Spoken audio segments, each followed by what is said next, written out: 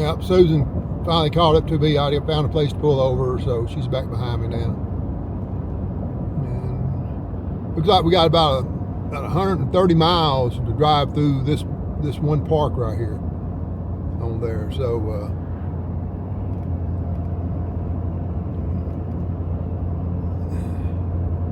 pretty big park.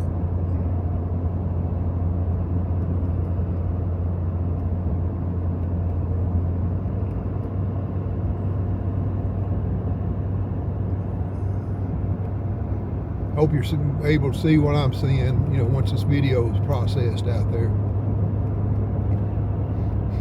I hope I'm able to see this too, because it'll be great memories. Who knows if I ever get to do this again.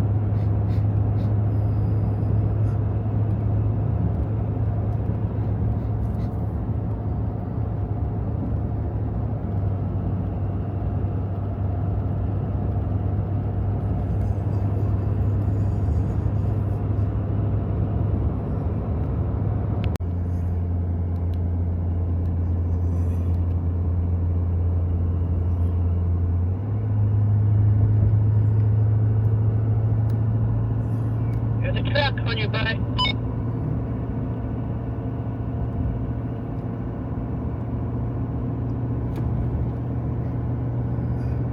He'll probably pass you as soon as he gets a clearance because he's in a big hurry.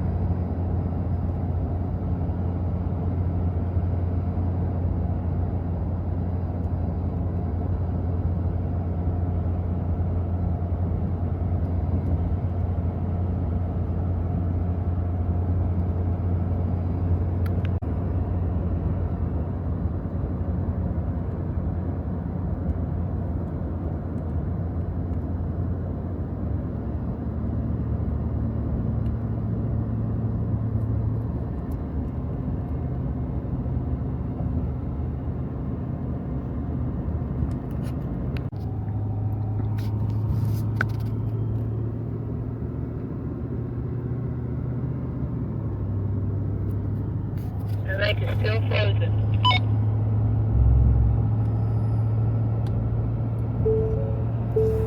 Whatever.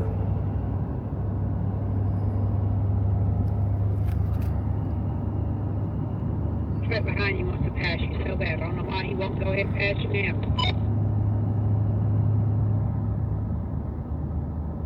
Just so we didn't address the bus in front of you.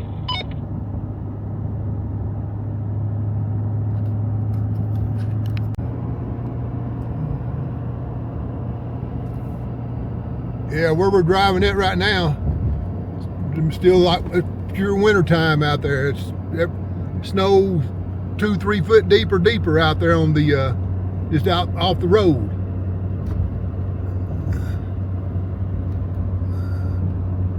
You can see we're coming up on Peyto Lake, 1 kilometer. All the signs have both English and French on it. So, of course, you got French Canadians over from the Quebec area.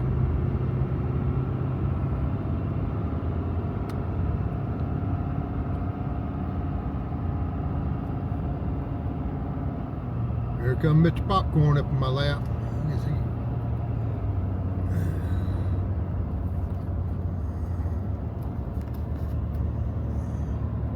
Trying to record what I can record here. Like I said, you'd think you're riding in Colorado in the wintertime. I've never been to Colorado in the wintertime, but this is kind of what I'd pictured it to be.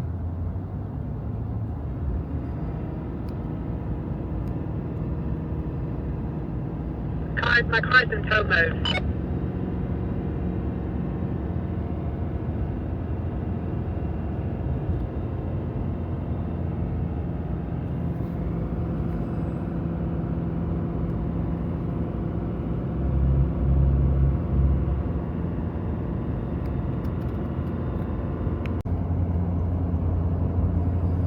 We just passed waterfowl lakes in Jasper National Park in Canada. You know, so that's kind of scenery just continues. I mean, you know, again, you know, I think I said it before. They say this is one of the most scenic routes there is, you know, in Canada, and I believe it's probably one of the most scenic routes there is about anywhere that I've been so far. So.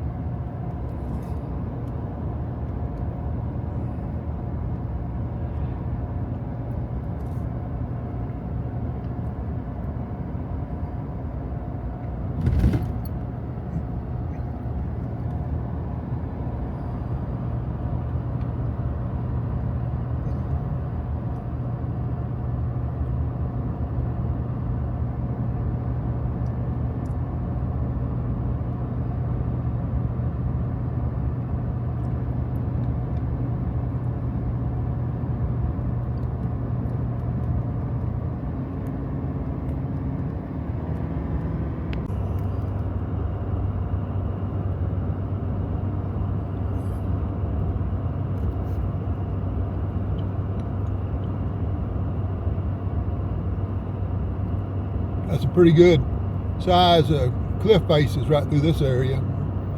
Down here on the creek bottom, river bottom, whatever it is.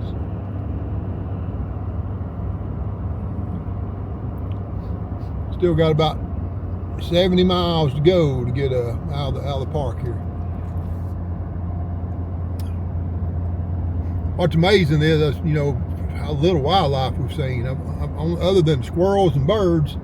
And we saw that one black bear when we first come into that first national park, and of course the mountain goats down in town. I ain't seen any larger wildlife up here in the in either Banff or Jasper National Parks. You know, not what I would expect. You know, on there, and it may be that, I don't know, the wildlife population may not be that big up here because of the weather, you know, winter extremes or what, but definitely have not seen a lot in the way of wildlife. Now, there's, as far as just, you know, scenery in general, you know, mountain views, yeah, great, but not any wildlife.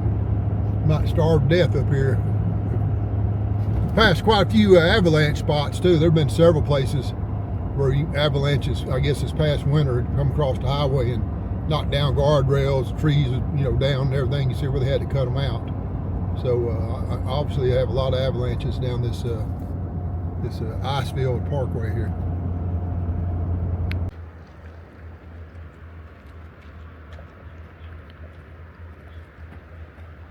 And there's a shot back down the valley again.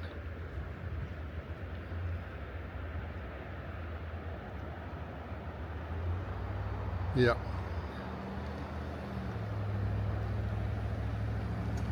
Okie dokie. I think we're fixing to go back there and get back on the road. See how much further we can get. See what else we can see. Oh shit.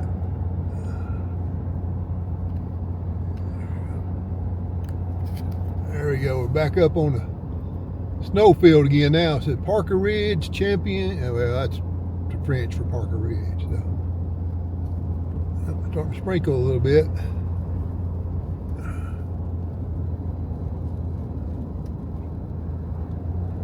Yeah, these mountains here aren't as tall as the ones, and a lot of the ones in Colorado, the 14ers. But I guess you being so much further north on there, you get a lot more snow. How deep the snow is piled up beside the road. Yeah, that's another one of those snowfield areas. Susan told me we're up about 6,500 feet right now.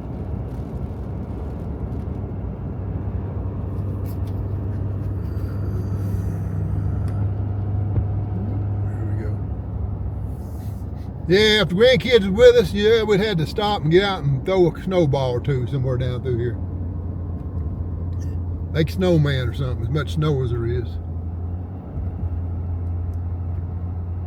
You can see where somebody got out in the snow right there, it looked like. Either that or one of the very few animals in here actually crossed through there.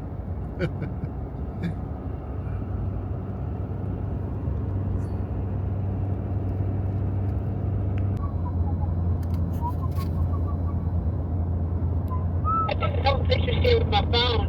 I'll have to send it to you later.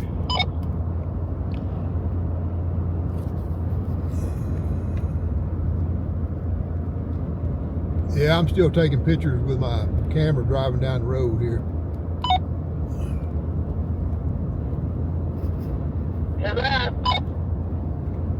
Yeah, we'll see. I think they may turn out all right. We'll, I can always edit them, take the parts out. It ain't no good.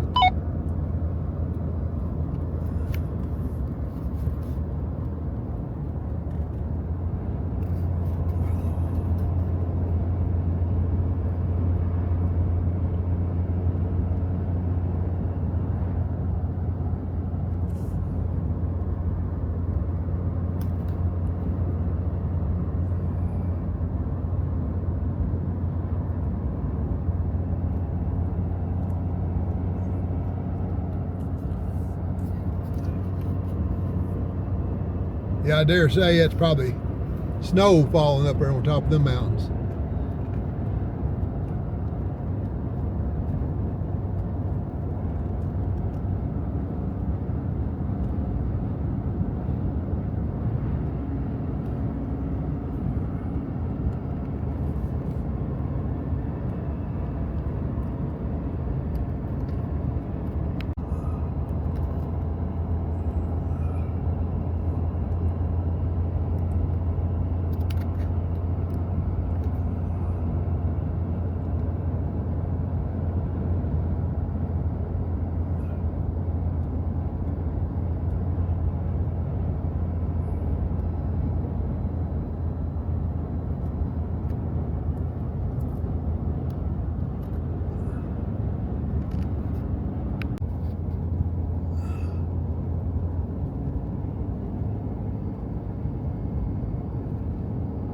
Yeah, that's the actual glacier over there.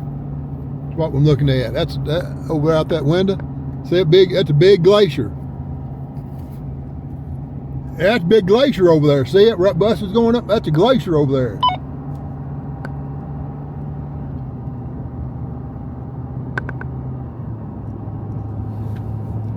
I tried taking a picture of it. Yeah, there's a smaller glacier over here on this side. Yeah, I see the small. I wonder if there's a way you can pull over and we can stop and take pictures.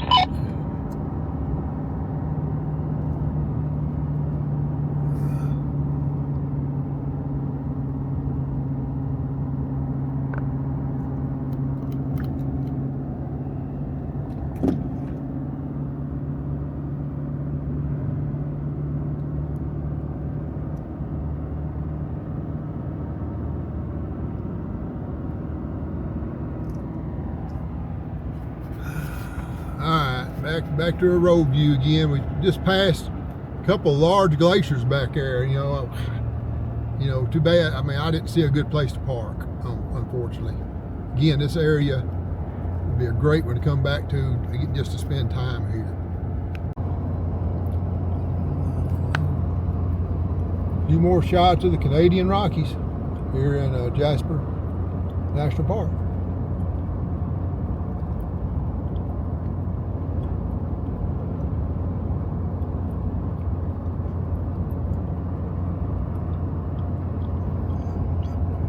I bet this place is crowded in the summertime.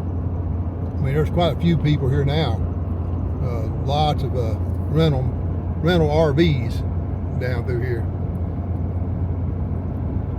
But you know, from what I've been able to see, I would definitely recommend if somebody gets the opportunity, come up here and spend at least a week just exploring, you know, this national park, and probably about 2 weeks to explore the trio of national parks that we've driven through here.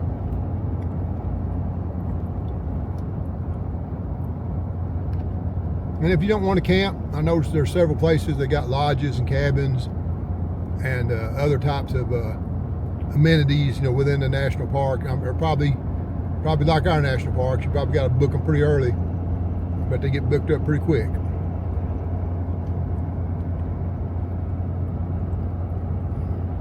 Ooh, a raven. Hey, man, I hadn't seen one of those in a while.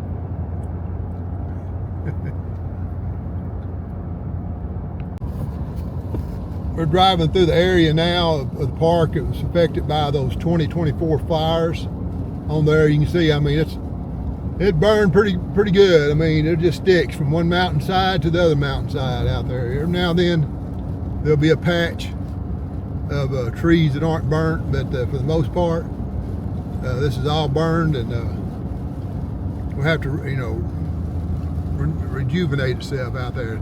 What's funny though is, you know, I didn't have my camera ready, but just right when we got into the burn area, only place so far that I've seen any wildlife, there were 3 elk standing out pretty close to the road out there. That's it on there. But yeah, I mean, you can look from that side to the peak of that mountains on that side to the peak of the mountains on the other side. It was all burned. It was a pretty widespread fire, as far as I can see down through there.